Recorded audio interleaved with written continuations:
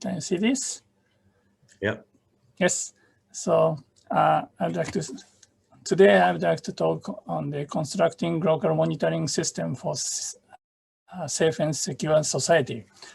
Thank you very much for inviting me to this international symposium, and it is my great honor to talk on my topics.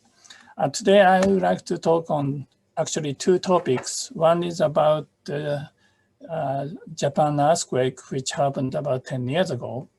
And then the last half part will be on this local monitoring. As you remember, 10 years ago, on March 11th, Tohoku area of Japan was seriously damaged by the Japan earthquake. Magnitude was 9.0, and the height of tsunami was 9.3 meters in Soma, Fukushima. And run-up height of tsunami. Run-up means that, toward the hill, the tsunami goes up about 40 meters in Miyako, Iwate area. And more than 15,000 people were lost, and 2,500 people are still missing. At that time, I thought that I should do something with remote sensing, not only monitoring the damages, but also the recovery by using remote sensing. And from now, I would like to show you a short video of TV program on how the tsunami came. And the video was taken at the Miyako City of Iwate Prefecture. And the location is around here. And as you can see, this is the And this red line is the breakwater along the river. And because in this area, tsunami came several times before, so they were prepared to have this kind of breakwater along the river. And this photo was taken from the outside of the breakwater. So this is a breakwater and along the road.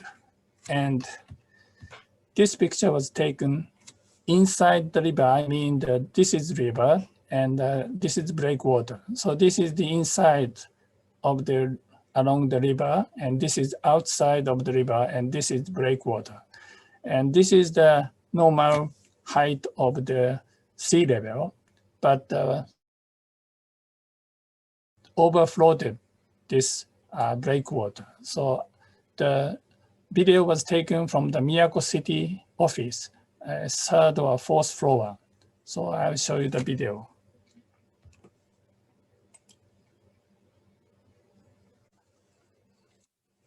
So this has happened 10 years ago, and over 5,000 satellite images were taken after the Japan earthquake and were provided to Japan from the international community, including Taiwan. By using the satellite images taken before and after the disaster, we can monitor the damages of disaster in a timely manner. And we cannot stop disasters with remote sensing. But by monitoring the time series of satellite images, we may evaluate the recovery of the damaged area with remote sensing. So at that time, I decided to do something with remote sensing for monitoring not only the damages, but also the recovery of the damaged area. So I initiated the monitoring environmental recovery of damages areas in Tohoku, Japan, from space and ground for environmental education. And this project was funded for 10 years, actually 5 years, and later another 5 years by Japan Society for the Promotion of Science. And myself and my group from Tokai University, and also my friend, Dr. C.F. Chen from National Central University of Taiwan was involved in this project. The outline, they monitor the process of recovery of damaged area with remote sensing and ground survey for every 6 months for 5 years. Actually, it became 10 years. And perform environmental education to students through survey and information dissemination on the environmental recovery. So doing the remote sensing satellite data observation and do the ground survey with students and then do the data sharing and data analysis and provide the result to the community. So today is also the case that I'm providing this kind of information to you all. For the analyzed data observation items, various kinds of satellite images, aerial photo, on-site photo, and water quality, soil salinity, spectral reflectance, etc. And the selection of the site places were damaged. So we tried to find the seriously damaged area by tsunami and area where the recovery may observe from satellite images, and area where the rapid recovery are expected, and local areas of high school students. And as a result, we selected these 6 sites along the coast for monitoring. Today, I would like to explain about the result of the Uriag area and also Kitakami River. So every year, twice a year, we did the grand survey for a few days for 16 times until 2019. Last year, because of the pandemic, unfortunately, we could not go, but we have been continuously monitoring this area for every 2 times a year. And I'm sure we are doing this again in this year. And talking about environmental education, we visited local high school, and then we explained about the project and also explained how we can use the remote sensing for disaster monitoring, and also how we do the monitoring of the recovery. This is the satellite images of before tsunami. Here is Sendai, and this is along the coast. And this is low resolution image, and this is high resolution image. And this is the zoom up of this area. This is before, and this is after.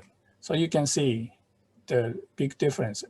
The dark area is the area where the tsunami came over, and then the reflectance went down. So this was before, and this was after. So you can see the figure of the along the coast was so changed compared with before and after. And if you look at this area, this is Sendai Airport. So Sendai Airport was also suffered by tsunami. And then many paddy fields along the coast was completely destroyed because of this tsunami. And now I would like to show you one example of change detection with satellite data of the Uriag area. This is the aerial photo. This was before. So there was many housing in this town, but after the tsunami, almost all the houses were gone because of the tsunami. So we analyzed the satellite data of this area.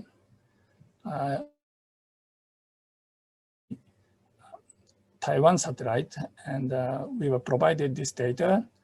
And the resolution of this data is for black and white, panchromatic is 2 meters, and for the color, 8 meters. And, so this was before. Actually, this of the day of tsunami. And this was how the housing was. And then in the afternoon, because the tsunami came, and all the housing were gone. And this is after the tsunami, actually March 19th. So about 8 days later, difference between the two. Not only the housings, but also this kind of the landscape was completely changed after tsunami. So we compared these images and analyzed. I don't go into details, but what we could see is that this is before and this is after. And we did the binarization to do the black and white. White is the land area, and means that the area was gone. And by composing two images like this, that before the disaster, this is after the disaster, and then put magenta to this white, and then green to the white area of the after disaster. So what happens is something like this. The magenta area, which appears in purple, means that became darker after tsunami. And the green area means became brighter after tsunami. And the black and white means almost no change. And if we overlay this result to the original image, as you can see here, now the purple part, the magenta, means the area which changed from bright to dark, and which one is the destroyed coastline, and the second is flooded paddy fields. So these are the flooded paddy fields. And next, this means green area is changed from dark to bright. What is this? This means that all these green area are the housings, because in if you have the house, then you have also the shadow. So the area becomes a bit dark. But if all's gone, then the brightness will become higher. So these all green areas are the housings. And if we see at this river, you can see some green line along the river. So we checked it, and it was like a labrus stacked along the river. So in this way, by processing simple image processing, we can extract the damaged area in this way. So this is quite useful for understanding the damages of the area in timely manner. And talking about the field survey with students, we took like taking pictures with GPS camera and spectral reflectance measurement, and also soil salinity measurement and water quality measurement. And by doing this, I would like to show you an example of taking pictures from time to time. This was the Uriage area, and in center of this area, there was a small hill called Hioriyama. And we took, every time we visited this area, we took pictures from this top of this hill to 4 directions. And these are the images of the Uriage area in 2012. And as you can see, almost nothing, because after the tsunami, there was no house. And then this was 2014, almost no big change. And also 2016, also there was no housings. Why? Because the government doesn't allow people to build housings in this area, because the government thinks that this area is still dangerous. But in 2018-19, what happened is that this area was made this kind of parkings, and then a new park was constructed. And this area was called the Natori Earthquake Disaster Memorial Park. And these are all the names of the people who lost their lives in this area. So this means that this front area was decided to use as the park or some public places, but not for housings. So then how the housings were gone? This was the Uriage area reconstruction. The area was the park area and the public use area.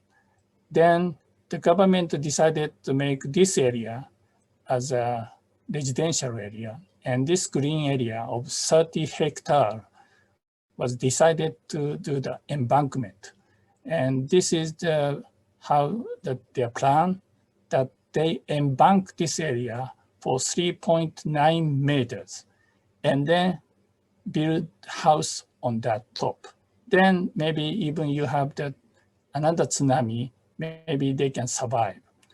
But first, when we heard about this plan, we could not believe, because, so this is the example. We were here and see that I think it is not easy to make this kind of embankment for all of this area with 30 hectares. But what happened is, this is 2016. So this area was embanked for 3.9 meters.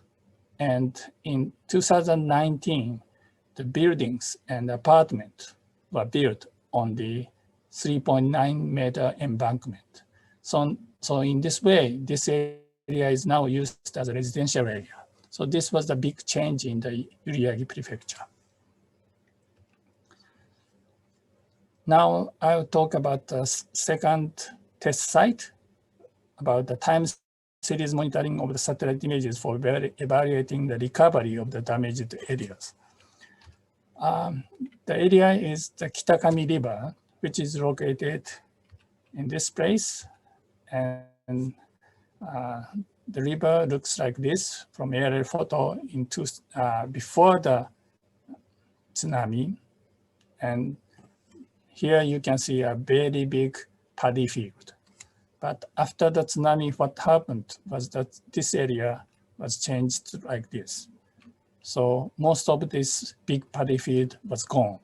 So if you see this area with satellite images, this was the before the earthquake, and this is after the earthquake. So you can see a huge area of the paddy field were gone after the tsunami came.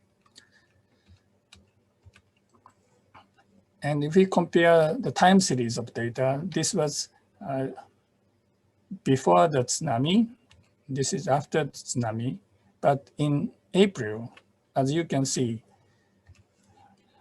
for this area, the paddy field was recovered. That means this was only the water came over, but this area was not really destroyed. But for this area, many of the soil were gone. So that means after the tsunami, it's still in like dark condition. So what we did is that we evaluated the vegetation using satellite images for these areas and how the vegetation or the paddy field condition changed before and after the tsunami. In this analysis, we used Ndvi, which is called Normalized Difference Vegetation Index. I don't go into details about this formula, but anyway, this shows the indicator of the greenness of the biomass. So if this means that if the Ndvi is high, the vegetation is very healthy. And this is the seasonal Ndvi pattern of the normal paddy field. In spring, you plant, then the paddy field grows, and then in the August, it becomes peak, and then in autumn, after the harvest, the Ndvi goes down. So this is the normal pattern of the paddy field. And we selected 9 test sites along the river of the Kitakami River, and then calculated the Ndvi of these each areas. And this is from 2009 to 2012. For site T1, that means in the very higher part of the river, upriver, the vegetation pattern is similar as the normal. So that means this area was not much affected. Site 2 also. Site 3, for 2011, this red part, bit decreased. That means it was affected with the tsunami. And test site 4 also.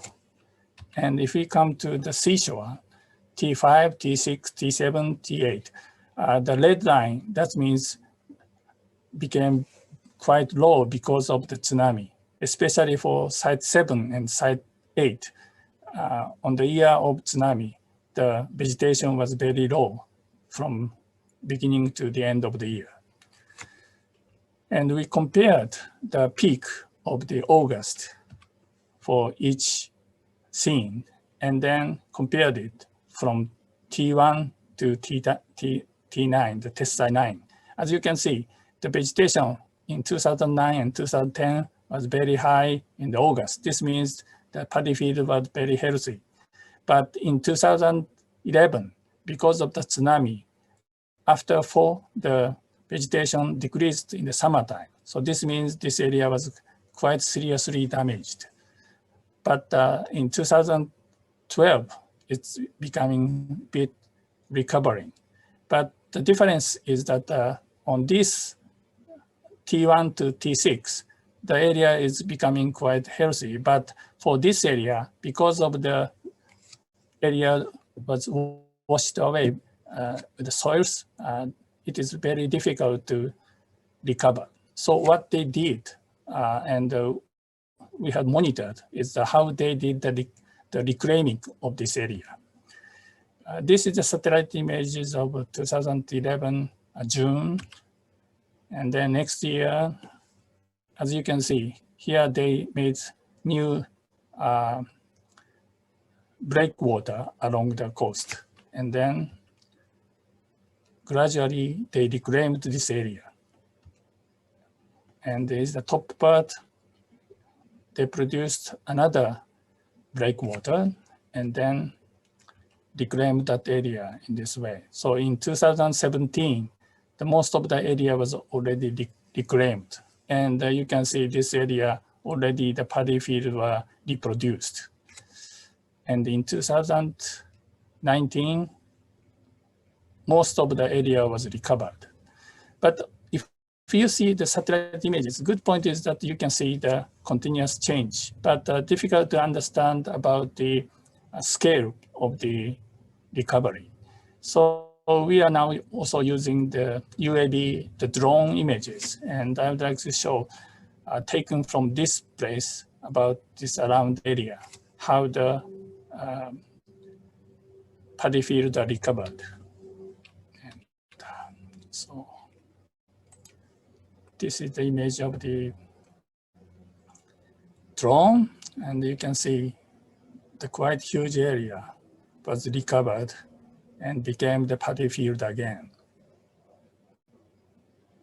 So these kind of UAV images are quite useful for the students to understand about the real recovery of this kind of environment.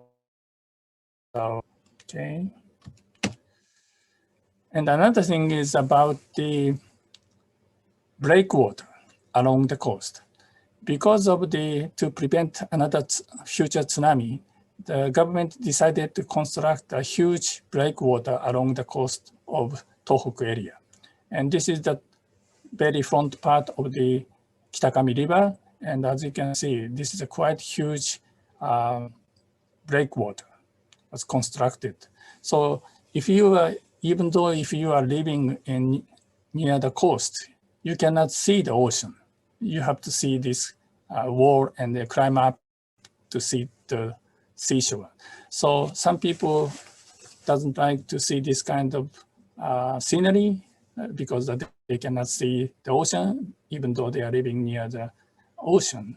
But we can't choose because it is also quite dangerous for the future, and we have to compromise with this kind of condition. But at that time, my student realized one interesting thing is that if you compare these images, you can see there's some bright area here and here in the mountainside. So students said, what is this? So we started to monitor. This is March 17, 2013. This is August. So you can see some mountain area became very bright. So we went at the area and realized that these are the rock quarries. That means for reclaiming the Kitakami River, the soil of this area, the mountain was cut it, and the soil was being brought from this mountainside to the river to reclaim the area. So we also have to think about what we are doing for land reclaiming. And if we don't take care of this kind of another destroyment of the nature, will be a problem. So this kind of thing also we have to think in recovering the for reclaiming those river area. So this is very important from the environmental point of view also. Okay, so in the last part, I would like to talk about the constructing of the global monitoring system for safe and secure society. Various kinds of natural disasters are an earthquake. In 2016, Aso campus and Kumamoto campus of Tokai University was seriously damaged by the Kumamoto earthquake. And 3 students of our campus lost their lives at their apartment. The importance of preparing for disasters was strongly recognized within our university. And in 2016, we initiated a project called Constructing Global Monitoring System for Safe and Secure Society. Global is a co-inted word of global and local.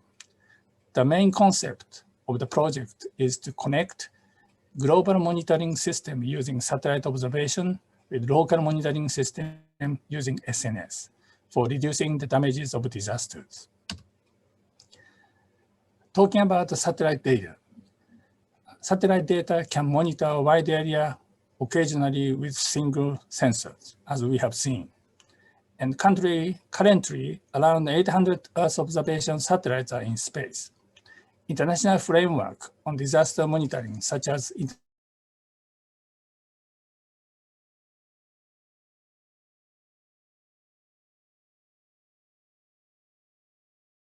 are not much considered.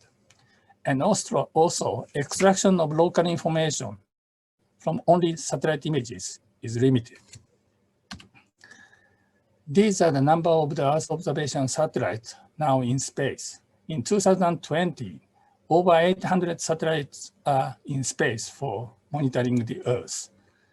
And talking about the percentage of Earth observation satellites, large is 30%. This will be the traditional Earth observation satellite, like Landsat.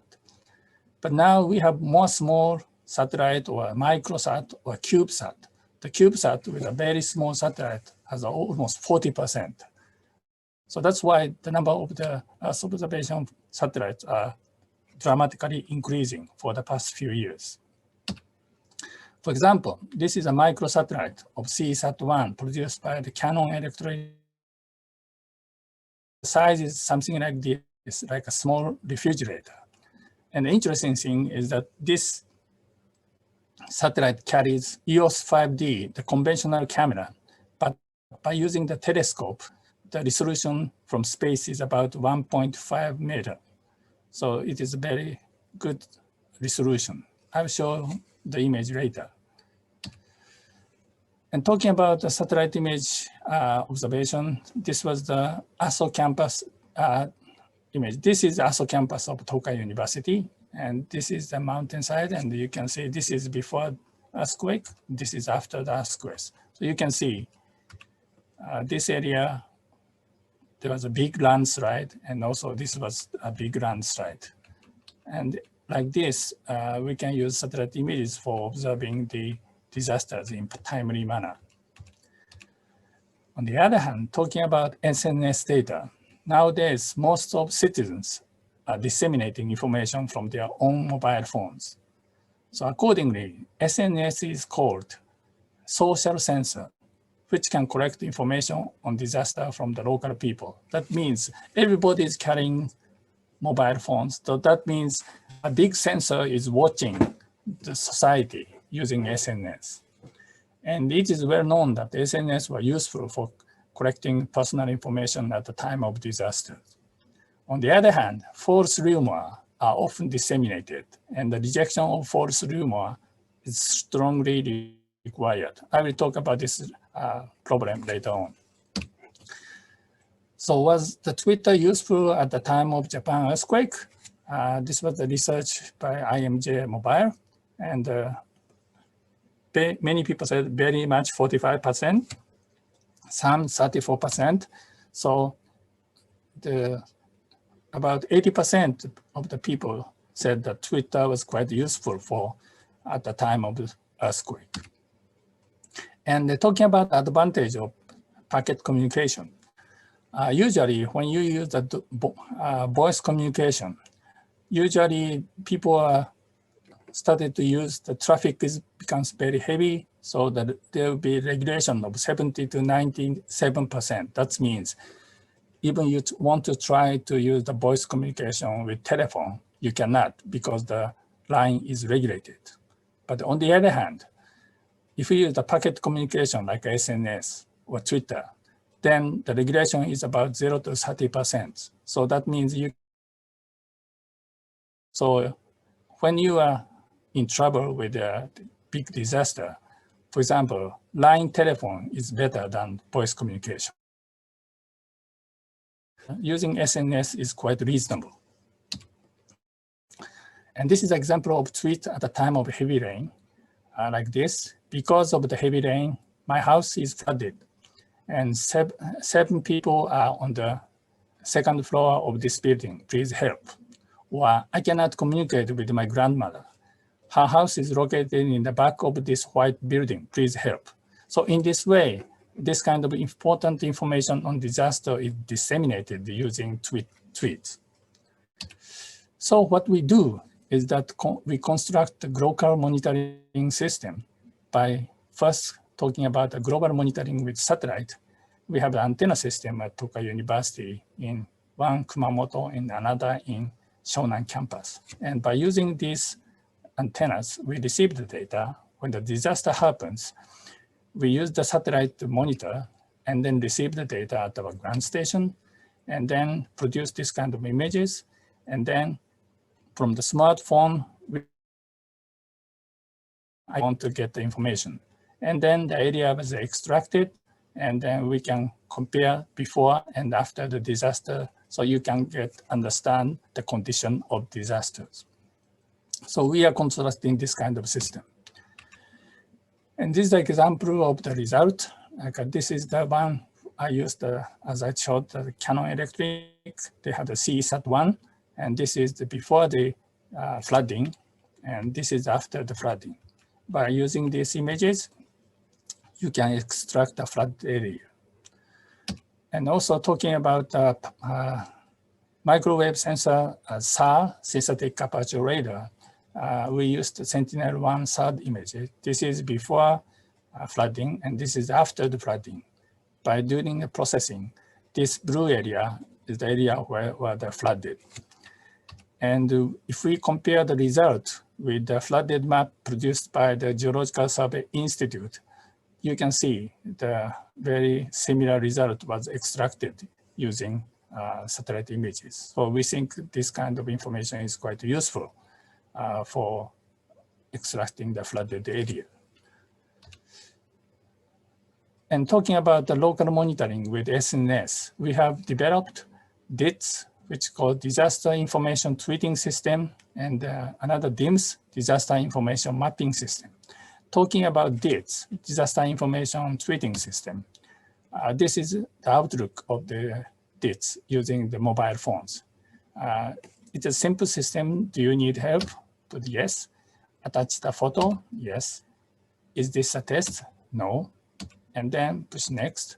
And then you tweet something like, I found a big crack on the road in front of my house, and then select a photo or take photo and submit. Then your tweet will become like this. So this is that and crack on the road in front of my house. And then you can put this kind of hashtag of disaster or rescue else. And then because you are using the GPS on the mobile phones, the address is automatically attached. This is important because when you are in the situation of disaster, it is difficult to input your address where you are, but the address is automatically attached from your GPS information. Then the tweet has a location information, so you can plot it on the map. This is just an information mapping system. So these are the location of the tweet area. And then if you click this, you can see the contents of the tweet. So this information is now used by the local government of Japan, like Hiratsuka City, for the disaster rescue drill. So this is becoming a practical use. And what we are aiming at this moment is to integrate this system with satellite images like this. So background, you have the latest satellite images, and you have the tweet information on the satellite images. So this is what we are producing at this moment. Operation on various countries, and also my friends from Taiwan is also invited, and we did discussion on this global monitoring. And we are now operating the international version of the DITs and DIMS. So if you access to this site, you can use this system. We have used this in Korea, Philippines, and Malaysia. So we hope that you might try this system. But recently, we have recognized that if you have the disaster information system, you only use at the disaster, but then you forget how to use, because usually you don't use this system. So we decided to produce like a daily and disaster. So this means daily information tweeting system and disaster information tweeting system. So in daily use, you use like a shopping, food, or sightseeing. So you don't forget how to use this system, and you can use in daily basis. And at the time of disaster, you use this system to disseminate the information of disaster. So in this way, we are disseminating this information. Okay, so as a conclusion, remote sensing is a powerful tool, not only for monitoring the damages, but also monitoring the recovery of disaster damaged area. We cannot stop disasters, but we may reduce the damages of disasters by utilizing remote sensing. And combining satellite information with SNS is very useful for sharing the information of disaster in timely manner. And as I explained, we hope that we share the concept of global monitoring, because disaster monitoring is a worldwide problem, not a local thing. So the concept of global monitoring with international communities and work together for minimizing the damages of disasters.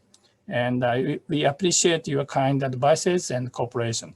And I know that in country to country, the use of SNS is different. Like I hear that in Taiwan, you don't use a tweet, and you might use like LINE or something. So it depends on countries, but we can share these ideas, and then I hope that we can exchange and utilize these kind of ideas together. Okay, thank you very much for your listening. That is all for my presentation.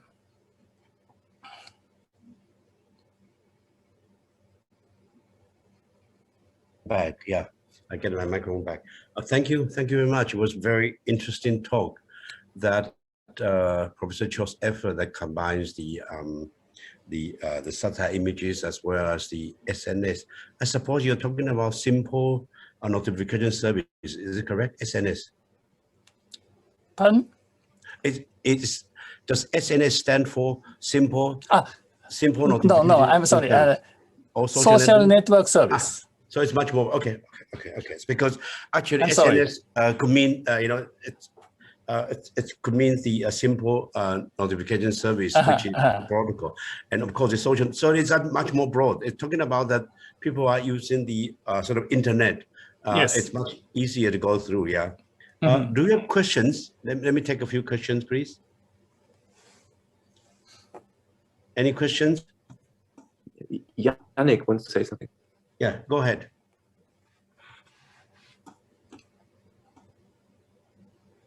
Sorry, thank you very much, Professor Cho. Yannick Legre speaking. I'm sorry if I missed that in your presentation, but can you let us know with how much data you are dealing with, and what kind of IT infrastructure you are using to process, let's say, real-time or near real-time the information and give a... I'm sorry. Before you answer, can you unshare your screen first so you can see some people might, Okay, I will do that. Some people might like to raise hands, Okay. What do you mean by the volume? The data. Yeah, how much data are you using for your study or your analysis? So because you have mentioned different data sources like satellite or different remote sensing or spatial photographies and so on. So how much data do you need, and how do you process them to get a result, let's say, near real time? Oh, talking about satellite images, like MODIS, you can take image every day. But for the high resolution data, not every day, like every 4 days or 5 days. So it depends. And we are not processing all the data. Only the case when the disaster happens, we process the data. So you do not have to process all the data every day. So that means when the disaster happens, you process the data. That's the point. But how about I think I'll let other people ask questions first. Okay. Any other questions? Simon, can I ask a question? Yeah. Go ahead. Yeah. Thank you. Thanks, Professor Cho. This was extremely interesting. Thank you very much for the presentation. Thank you. My question is a little bit a follow-up on what Yannick was asking. So you are collecting an enormous amount of data over the time, and your primary use is, of course, the disaster itself when it happens. But this data can be extremely valuable in order to predict the behavior of people in a disaster. Yeah. So if you follow all those tweets and so forth. So what is the policy of that data? Is that publicly available? Do you have a data management plan for this? Oh. Two things. Talking about satellite images, now many satellite images are like available for free use. So like ESA is also providing this kind of data from Sentinel, so you can use. So there's a like a free. And talking about tweet information, this is important. This is personal information. But the company who is providing tweet information allow us to use for scientific use. So in that case, they provide the data on free of charge. But you have to be careful about personal information. Okay. Then you can utilize those data. And it is quite useful, as you said, that like a behavior, because the location can also you get that information. Then how people move from one place to another after the disaster, and this is also analyzed by the people who are interested in that field. Okay, yeah, that makes sense. Thank you. Okay, and congratulations again. This was fantastic, the presentation. Thank you. Thank you very much. Any more questions?